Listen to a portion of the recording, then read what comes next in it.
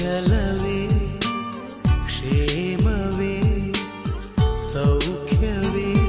ಓ ನನ್ನ ಪ್ರೀತಿ ಪಾತ್ರಳೇ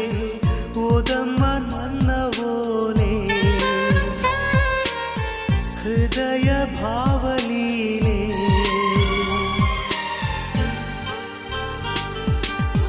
ಕಲ್ಪನೆಯೇ ಹೆಣ್ಣಾಗಿದೆ ಕನಸುಗಳೇ ಹಾಡಾಗಿದೆ